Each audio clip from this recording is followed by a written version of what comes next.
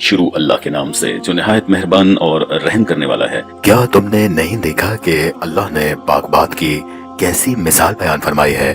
وہ ایسی ہے جیسے پاکیزہ درخت جس کی جڑ مضبوط یعنی زمین کو پکڑے ہو اور شاخیں آسمان میں، اور اپنے پروردگار کے حکم سے ہر وقت پھل لاتا اور میوے دیتا ہو۔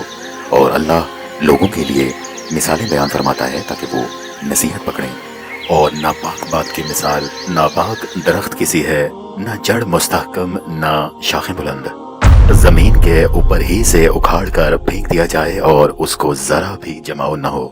اللہ مومنوں کے دلوں کو صحیح اور پکی بات سے دنیا کی زندگی میں بھی مضبوط رکھتا ہے اور آخرت میں بھی مضبوط رکھے گا، اور اللہ بے انصافوں کو گمراہ کر دیتا ہے، اور اللہ جو چاہتا ہے کرتا ہے۔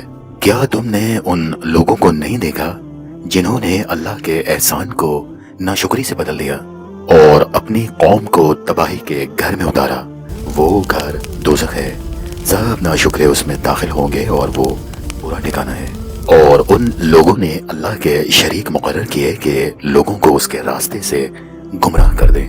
کہہ دو کہ چند روز فائدے اٹھا لو، آخرکار تم کو دوزخ کی طرف لوٹ کر جانا ہے۔ اے پیغمبر، میرے مومن بندوں سے کہہ دو کہ نماز پڑھا کریں، اور اس دن کے آنے سے پیشتر جس میں نہ اعمال کا سودا ہوگا اور نہ دوستی کام آئے گی، ہمارے دیے ہوئے مال میں سے درپردہ اور ظاہر خرچ کرتے رہیں۔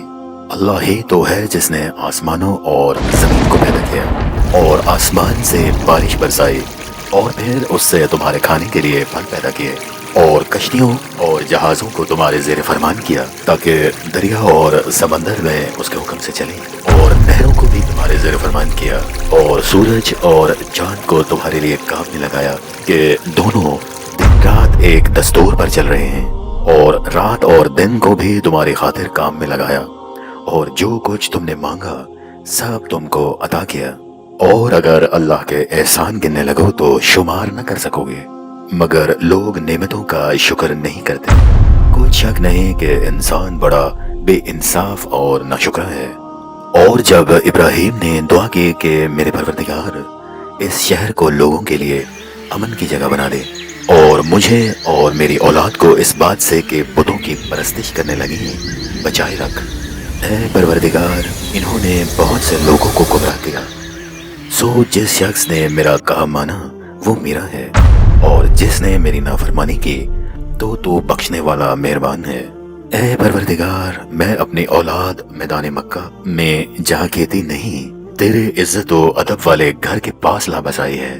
اے پروردگار تاکہ یہ نماز پڑھیں تو لوگوں کے دلوں کو ایسا کر دے کہ ان کی طرف جھکے رہیں، اور ان کو میووں سے روزی دے تاکہ تیرے شکر گزار رہیں۔